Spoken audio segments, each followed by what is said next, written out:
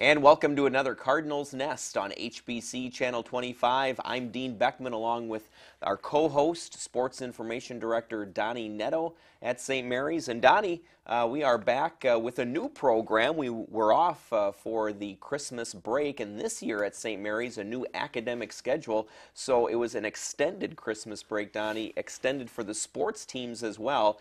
And so we'll talk about that when we come back, because some of the sports teams in action, and so they've had to practice and play without many fans, or at least student fans, on campus. And Bill Moore, the head men's hockey coach, will be our guest in the interview segment. So we'll talk to him about that and the recent play of the St. Mary's men's hockey team. Yeah, the schedule is an interesting one, and it will be nice to talk to Bill because he was a student athlete here, and he did experience playing as a student athlete with the old academic schedule, and now also with the new one. And I think that as a coach, I think he's going to say that it's nice to have the students where you can focus just on your sport for a couple weeks without having the the extra problems of studying for class and getting up and going to class and whatnot. So it's kind of a couple weeks of just plain old being an athlete and not worrying about the student portion of it. Yeah, he's also coached with both schedules as well, so he can touch on that. Later in the program, we'll tell you about the St. Mary's University 10K Classic Ski event. That's coming up in just a couple of weekends as well. But first, Donny, we're going to talk about the previous week, or in this case, weeks of St. Mary's University athletics, as we haven't been on in a few weeks here. And we'll start off with the women's basketball program, Donny, as their new year, the 2011 part of their 2010-11 season, has really started off quite well. They are on a 2-game winning streak heading into Wednesday night's game. And as you look at their upcoming schedule, this upcoming weekend, really some very winnable games and a chance for them to solidify and maybe increase their number 5 spot right now in the MIAC. Yeah, I think if you talk to Coach Pearson, one of the keys for them right now is this stretch of games that they have. These are all games against teams that are the same. They're going to be the teams that St. Mary's is going to be battling for the 4, 5, 6, 7 spot in the conference standings. And they started out very well with wins over St. Olaf and Carleton. Now they play St. Catherine tonight. We're taping on Wednesday, and then they've got Hamlin this weekend. So it's very easily that next Wednesday when we talk on the air, it's going to be a 4-game winning streak. At least that's what Coach Pearson is hoping. And so these are games that obviously you can't look past, but are very, very much games that they need to win. They need to play well, and right now they are playing very well, and hopefully that can continue as they head into the rest of the season. Yeah, we have highlights here of that game against St. Thomas back on January 3rd, and that was their first game back after a long layoff. And St. Thomas, one of the better teams in the conference, and so not one of the better St. Mary's performances there, but then they came back very strong, winning their next 2. And the main difference, I think, with the women's program, and Coach Mandy Pearson has alluded to this team can play with anyone as long as they shoot at a relatively high percentage.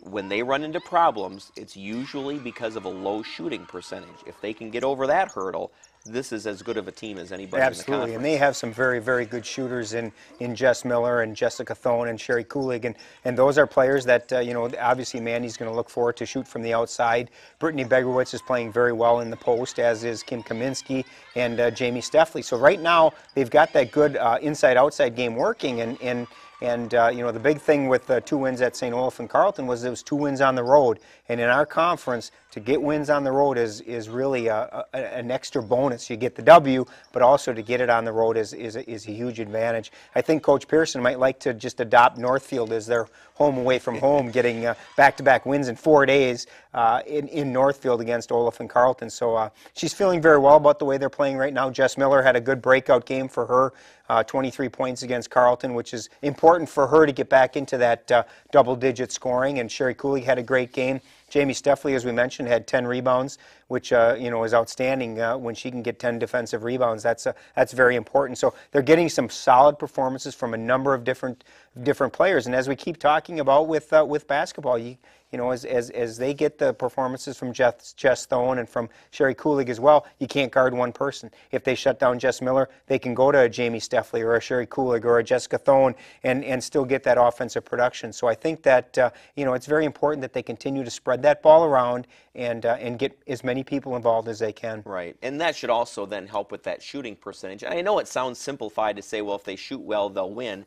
But there are teams that do shoot well game in and game out that don't win because they don't play defense that well. That hasn't been St. Mary's problem. They're limiting teams to around 60 points a game. If they can get over that 60-point mark themselves, they're going to be successful. Yeah, when you look at St. Mary's right now, they've only had one game where they've allowed their opponent to score more than 70 points, and that was a loss very early in the season. So you're right. Defensively, they're playing very well. If they can continue to play well on the offensive end, things are going to continue to be successful. It's a very important run for them right now, like you had said earlier. These next two games, St. Kate's and Hamlin, are very important. Then on Monday they head up or actually they're home against St. Benedict, which is St. Ben's is an extremely good team, and I think will be a real good test for St. Mary's. They played St. Thomas, the top team in the conference. St. Ben's is one game behind them, so that'll be a very important test for them to see where they're at against the upper echelon of the MIAC. Yeah, of the upcoming games, that St. Ben's game, the only game that where the team is ahead of them in the conference standings. Otherwise, Hamlin and Augsburg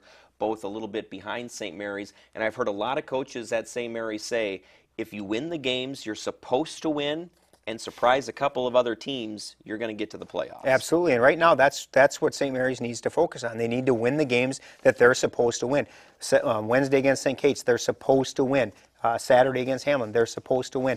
According to the standings, of course, you got to go out and play the game. But you look at the standings and you say, okay, we're 6-4, we're 4-3 in the conference. We're supposed to beat a St. Catherine that's 2-5, 1-5 in the conference. So yeah, in the supposed to stands, these are games that they're supposed to win. And I would not be surprised to say that they have a very good chance against St. Benedict on Monday. They're a very good team. St. Mary's is a great team when they play their game, and I think they match up very well against St. Ben's. Then they're back home against Augsburg the following day. They've got a long stretch here where they got a lot of home games, and I think that when you play at home, get some some momentum going. The students will be back on Monday, so it's an exciting time for women's basketball right now. And kind of the opposite from a schedule standpoint from the men's basketball team. They're in the middle of a 5-game road trip right now to start this 2011 season.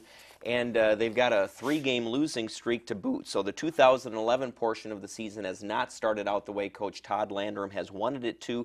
And it got off to kind of a rocky start with a home loss, and then it has extended from there. And kind of a bad loss there against St. Thomas, 90-58. The St. Olaf one, I think, is the one that Coach Landrum would like to have back out of those 3 that you see on the screen there. Absolutely. It's just, the way he's looking at it, this is a blip in their, in their schedule. They did not play very well against St. Olaf. St. Thomas is an outstanding team, ranked number 5 in the country. St. Mary's had a disappointing opening to that game, and just could never recover. And right now they're just kind of in a little bit of a funk. And I think that most teams will go through this, and the key is that they fight through it and get back on the winning track. They've got a big game against Hamlin on the road on Saturday. Then they go up to St. John's on Monday, and then they're back on the road on Wednesday against Augsburg. So it's a stretch now, again, like the women, that they've got some games that they need to get the W. They need to get back on track and get back to winning games. They had a great start to the season. A little bit of a tough stretch here, but it's a long season, and if they can add a couple of wins here to end this week and get into next week, I think things will be back where they belong, and that's with them right in the mix for a conference playoff spot. And real quick, Will Wright has uncharacteristically struggled offensively the last couple of games. In fact, he had a streak of 40 consecutive games where he scored in double digits. That was ended in the St. Olaf game, so he's in a little bit of a funk, is what you called it right now. Absolutely. One of the things that they need is, Chris Palmer's playing just incredibly well. He averaged a double-double in all 3 games last week, St. Thomas, St. Olaf, and Carleton. But he can't do it alone, and that's pretty evident in both the St. Olaf and the Carleton games. He needs help from Will and Lucas and some other players as well. But right now, Will and Lucas are struggling offensively a bit, and as mightily as Chris is trying, he can't carry the load by himself. And right now, Will and Lucas need to get back on track and start playing back to where they're used to playing and scoring, and getting the double figures in scoring to help alleviate some of the load that Chris is carrying. And Mike Burfine's playing very well right now. Gary Seifert coming off the bench is doing a good job. So they're getting some performances from some of their bench players are playing fairly well. Right now, they need to get Will and Lucas back, back into that rhythm, and I think once that happens, I think you're going to see that the wins will continue to add to that as well. Okay, no question. Will definitely get back on track. In women's hockey now, the women's hockey team, Donny, coming back from Massachusetts, playing in a tournament out in Boston. The Cod Bowl, and a couple of 3-1 losses against some very good competition. And there you see the Cardinals' record going in was pretty good, so they're still at 6-3-3 as they come back now and get ready for some more conference play. Yeah, they've got one more non-conference game. It's kind of an interesting You're situation. right. Saturday they play a non-conference game against a conference school in St. Olaf, but after that it's all conference games the rest of the way. And they were 6-1-3 heading into that Codfish Bowl, and did lose the 2 games to Trinity and to Bowdoin. But both Trinity and Bowdoin are outstanding Eastern teams. Trinity right now is ranked number 7 in the country, and Bowdoin is usually in that national poll. So it was definitely they went out there and played some extremely good competition. Coach Manor took a lot of positives out of their performance. I think it was a good experience for them to get to go out east and play some teams that they wouldn't otherwise face. So in that respect, I think it was very good. And the thing you need to look at is despite those losses, we get past Saturday, you're all in conference, they're 3-0-3. Mm-hmm. So, their first 6 conference games, they're unbeaten. They've got 3 wins and 3 ties. So they're sitting in very good position right now, and they want that to continue. I think they'll use Saturday's game against St. Olaf as kind of a last tune-up. St. Olaf's a very good team, a team that, be nice to get to see before they face them again in conference play. So I think that, it'll be a good game in that respect. But, it's going to be one of those that they've been off now. They played early in January. They've taken some time off now where they haven't practiced. Now they'll come back for a couple days in preparation for Saturday, and then it's, hit the gas pedal and let's go, because it's all conference from there on out. And I know right now they've positioned themselves with those first 6 games to be right in the hunt for not only conference berth, but also a run at a conference title. And finally, Donny, real quick, in swimming and diving, they have not had an actual opponent since they lost to Luther before Christmas, and so now it is a triangular. It's a home triangular at St. Mary's University up against St. Thomas and Hamlin, and that'll be this Saturday at 1 p.m. Yeah, it'll be nice for them to get back into a competitive mode, because they have been off for quite a while. I know Coach Lindquist brought his athletes back on Tuesday, so they've got their training going, and I'm sure that if you talk to Coach Lindquist, he'll say that we're going to train right through this triangular. So they're going to be some tired bodies, but it's important to compete. It's one of those sports that we talk a lot about. Their important dates are those 3 days in the end of February at the MIC Championships, but you need to be able to compete and see where you stack up against some of the other conference opponents. So it'll be a good weekend for that for them, and it's their first home meet, so it's nice for them to be able to compete at home, and hopefully they won't be too tired from the Coach Lindquist training as they get ready for that triangular. All right, stay tuned. Coming up next, we'll bring on Bill Moore, the head men's hockey coach at St. Mary's. That's next here on HBC Channel 25.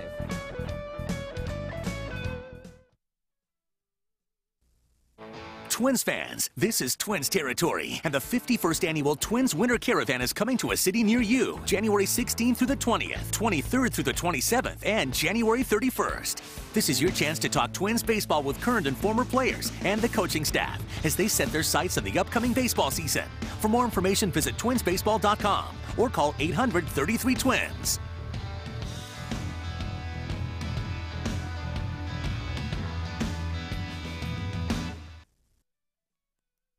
When you're a Big Ten fan, every moment counts. The fiercest rivalries, the biggest upsets, the greatest plays. This basketball season, go big. Minnesota basketball on the Big Ten Network.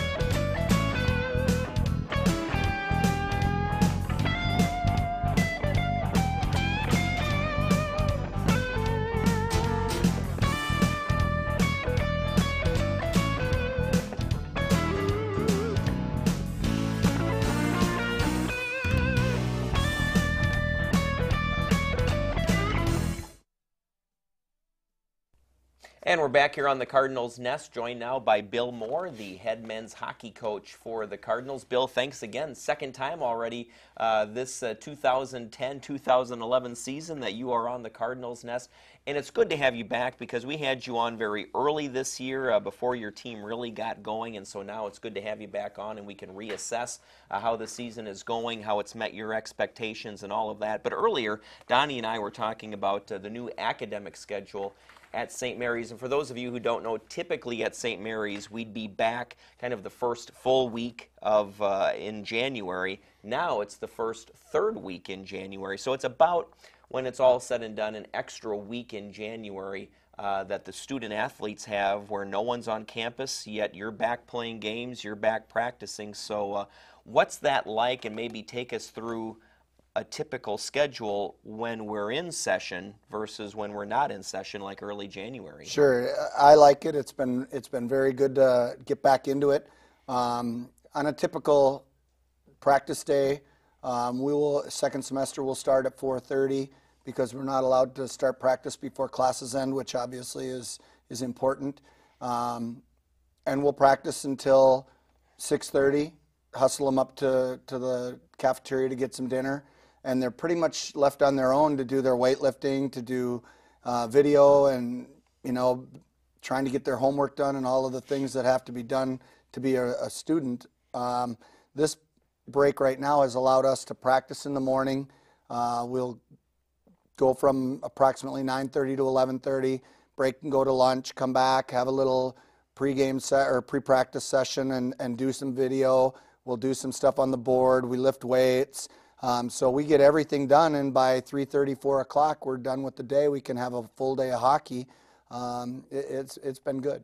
As back in the Stone Ages, you played for St. Mary's, and so you went through practicing during break. Mm-hmm. Tell us a little bit about what it's like as an athlete to be able to just focus on your sport rather than having to try to juggle all those different things. Well, it's a lot of fun because not only is the practice time important, but the team building time. In the evenings when they go bowling, or we did a Christmas party at our house and they did Secret Santa and things like that. The team building portion is tremendous. And during the school year, it's very, very difficult to do that, especially if they're going to a study session or if they've got to do a lab write-up or something like that, and you can't get them back to practice after they're done eating. So it's been great for team chemistry. It's been great to do some extra things. Like one of the days this week, we decided to bring groups out in smaller numbers so that we could work on defensive zone coverage and just have the flexibility to utilize the fine facility that we have. Well, and I think another hidden benefit, at least it's hidden right now, it'll become more evident later, is because we're starting later in January, it eliminates what used to be called the February break, and it was a week-long break in mid-February. But that got to be a real problem for sports teams because there would be nobody on campus during some very critical moments in your schedule, typically conference games where there was a lot riding on the season, and all of a sudden there were no students in the stands because they were off on February break. So I think it's going to be very noticeable later in February with these big conference games. It'll be packed from a student section standpoint. Yeah, when we're fighting, and we should be fighting for a conference playoff spot at that point, it's very, very difficult to go in and have an empty building. You might as well be on the road, basically. So I'm very, very excited about not having the February break, having the guys in a typical schedule type of day where they are doing the same things, and it's a routine. When you break that routine and throw in a break, and now all of a sudden you've got all day long to do something, and you don't want to practice twice a day at that time of the year because you're tapering down. It was a very, very good schedule for us this year. We talk a lot about the importance of playing at home and how much different it is than playing on the road. You guys are really a perfect evidence of that this year, in that the 3 wins that you do have are at home. Very important. Friday night you'll get back into conference at home against St. Olaf. Talk a little bit about how important it is to play at home and what the benefits there are. Well, and hockey, I think, is a different animal. If you go to basketball, the basketball court's the same size no matter where you play. It isn't in hockey. We have nearly an Olympic-sized sheet of ice. We have a bigger surface than most every other place. And so when we go to other places to play, we've got to adjust our game to play on a smaller ice surface. We've got players that we've recruited to try to utilize our big surface with speed, try to find passing lanes, stretch the play. You can't always do that on the smaller ice surface because teams can tie you up. They can do the things that they need to do. So for us, home ice advantage is a tremendous advantage. And right now, we haven't played a home game since November 19th. Yeah. So we're going on 8 weeks of being on the road, and it's been a very, very tough stretch. Can you kind of sum up heading into Friday night? Now non-conference is over. Now you're 2-2 heading into Friday night. Talk a little bit about the beginning of the season, where you're at, where you think you should be at, and just kind of give us an overview of the season so far. Well, when you look at our record right now, you look at 3-10 and you say they're struggling. We've lost 9 of our 10 games against top 15 teams in the country. So we've only lost 1 game all year against a non-ranked team. What other team is going to play 10 ranked games in the first half of the season? We're sitting 2-2 in conference. I think it's tied for 6th place right now, but we're 2 games behind everybody else that's above us. If we can pull off a sweep, we're now tied for 2nd place and are going after a playoff spot pretty hard. So we feel like the second half of the season, we really need to split every single weekend, and we'll make playoffs. So we're excited with where we're at, but we've got some things we've got to accomplish too. What are some of the surprises so far for you in terms of individual players that maybe have surprised you a little bit, or just the conference in general? What's kind of stepped up and caught your eye a little bit? Well, I think the biggest surprise that we have is probably not a positive one. We haven't scored as many goals as I thought we would. When we brought in a lot of the freshmen and things like that with a lot of scoring behind them, we thought it would convert right over, and it's been an adjustment period. When you play with 17 freshmen on the varsity, you're going to have some of that. So we're waiting for some of these guys to break out and really come. We know that there's a few of them that when they score their first, they're probably going to get 5. You know what I mean? That's just the way they've been in the past. Good surprises. Brad Denny has been a tremendous surprise to us. We knew he was a good player, but coming in right now, he's probably a number 1, number 2 defenseman. Right now, we're battling some injuries. Ben Kitzmiller had surgery yesterday, and he'll be out for a few weeks while that heals. So we've got some things that we've got to fill holes, and Brad has been a tremendous addition.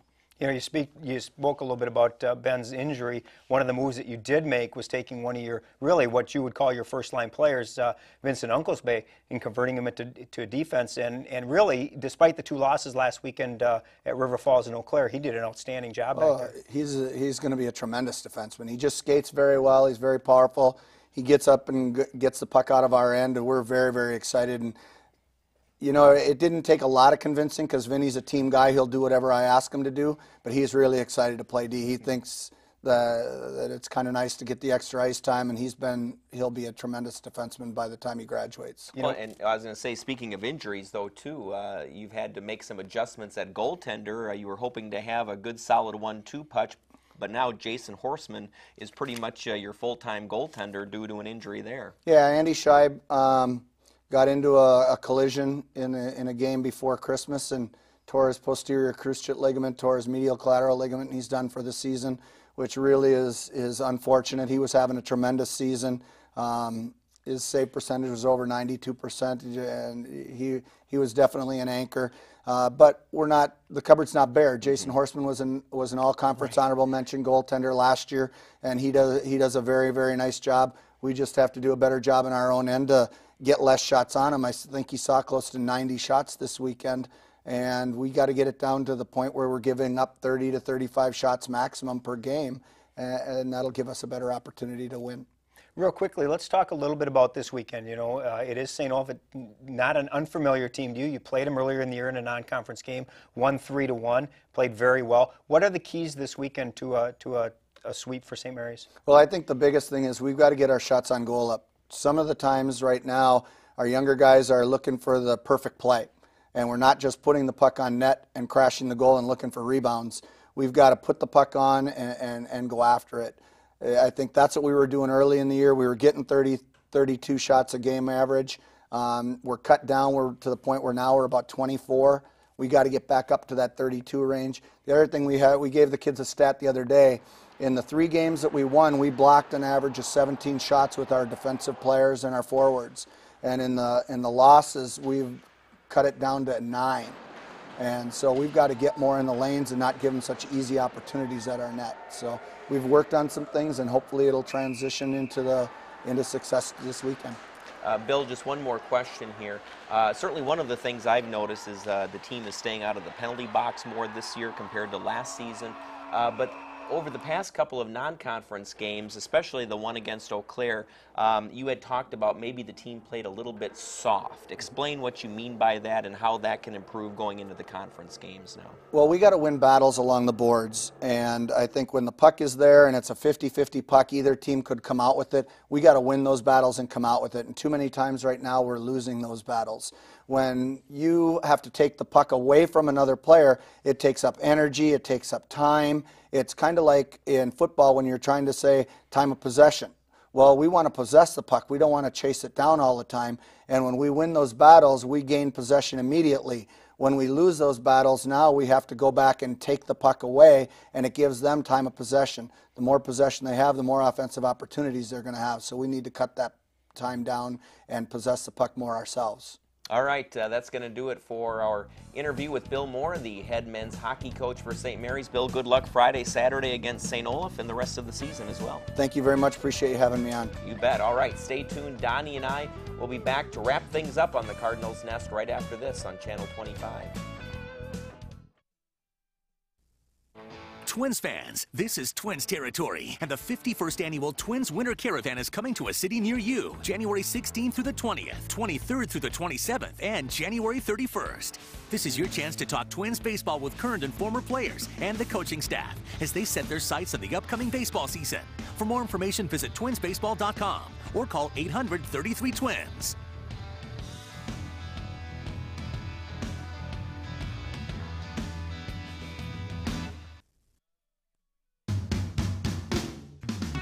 Wouldn't it be nice if there was a mobile phone company where you could actually get great customer service? Well, the wait is over. Full mobile phone service is now available at HBC. With plans starting as low as $40 a month on the nation's largest coverage map, HBC Mobile has a plan for everyone. Individual, family, data, they're all available. And they all come with the personal customer service you've come to expect from HBC. Stop in today at 58 Johnson Street, Winona to see how you can get a free phone.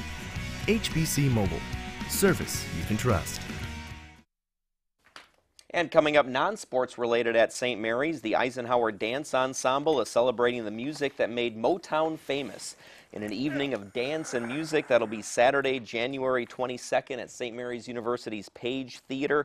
It's called Motown in Motion, and it's going to take audiences on a tour through 5 decades of Motown classics. And there you see the ticket and price information on the screen. Also, as part of the Frozen River Film Festival, there will be a screening of the documentary called Feet that's going to take place at 5 p.m. on Sunday, January 23rd. It chronicles Tim Borland's coast-to-coast quest to run 63 marathons in 63 days for kids battling the rare disease called AT. Again, that is free and open to the public, and that'll be in the Filio Recital Hall at 5 p.m. on January 23rd. And finally, we'll talk more about this next week, but you can register for the 10K Nordic ski races at St. Mary's. You can contact Gary Borash at the number and the email shown on the screen there, 457-8740, or gmbora05@smumn.edu. We'll talk more about that next week. We're out of time. Thanks for watching the Cardinals Nest here on Channel 25.